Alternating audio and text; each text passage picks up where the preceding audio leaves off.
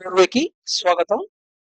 ఆసనాల పరిచయంలో ఉన్న మనం ఇంపార్టెంట్ ఆసనాలు ఏవైతే అవసరమో వాటిని మాత్రమే చేంజ్ చేసుకుంటున్నాం ఇక్కడ. దీన్ని వృచ్చికాసనం అంటారు. సో ఇది బోర్లా పడుకొని వేసే ఆసనం. బోర్లా పడుకొని వెనక వైపుకి కాళ్ళను స్ట్రైట్ గా 45 యాంగిల్ దాకా అట్లీస్ట్ 30 degrees అబౌవ్ గా పైకి లేపుతారు. దీన్ని ఇది చేయలేకపోతే దాన్ని చిన్నగా కరెక్షన్ మెథడ్ లో కూడా చేయొచ్చు. సో ఆ మెథడ్స్ అన్ని అఫీషియల్ గా నేర్చుకుంటేనే better. Right. Today's thought for drift watching. Drift watching కొరకు ఇవాళ thought. What is yama and niyama? ఈ యమ నియమ యమ నియమ ఆల్మోస్ట్ ఆల్ ఈ అష్టాంగ మార్గంలో ఫస్ట్ సెకండ్ అంగాల కింద చెప్తారు వీటిని యోగాలో. యమ నియమ. So should free will be used in trifles? ఈ ట్రిఫిల్స్ లో, ట్రిఫిల్స్ అంటే గుర్తొచ్చిందా? ట్రిఫిల్స్ అంటే ప్రతి మనిషి ఖచ్చితంగా తను చేయవలసిన పనులు.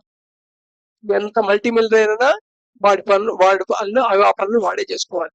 ఫర్ ఎగ్జాంపుల్ అన్నం తినటం అనేది, వాడు అన్నం తినలేడు కదా, తింటే మన కడుపు నిండదు కదా. మంచినీళ్ళు తాగటం, నిద్రపోవటం, అలాగే తనతో తను స్పెండ్ చేసుకునే టైము, తనకు తను వినియోగించుకునే డైలీ రొటీన్ వర్క్స్ ట్రిఫిల్స్ అంటారు. ఇవి ప్రతి వాడు చేసేవి.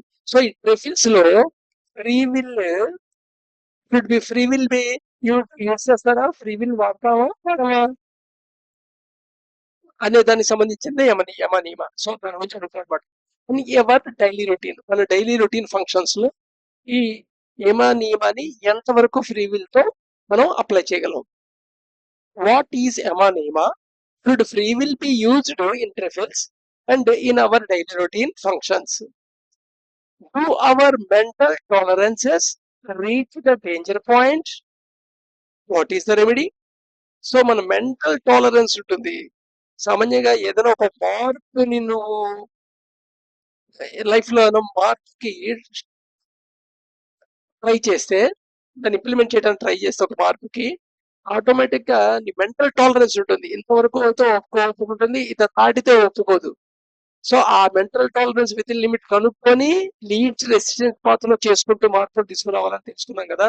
సో దాని గురించి మాట్లాడతాం. What is the remedy? దాని గురించి రెమెడీ ఏమిటి అని అడుగుతున్నాడు. మన టాలరెన్స్ అసలు డేంజర్ పాయింట్ రీచ్ అయిపోతాయా? చాలా మందికి రీచ్ అవుతుంటాయి. చాలా మందికి మనం అనుకుంటాం ఈ ఇంపార్టెన్స్ తెలియట్లేదు అంటే ఎదుర్కొన్న వాడికి, కానీ మెంటల్ టాలరెన్స్ అనమాట.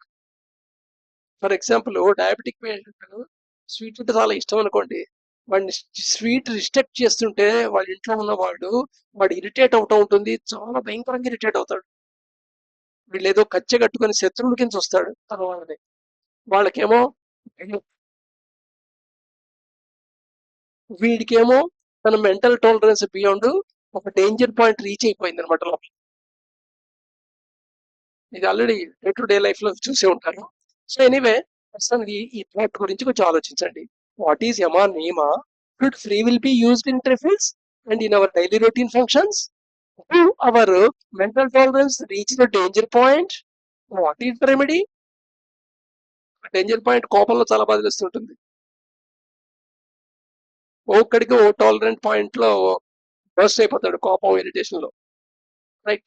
Let us this very thought for the serious thinking about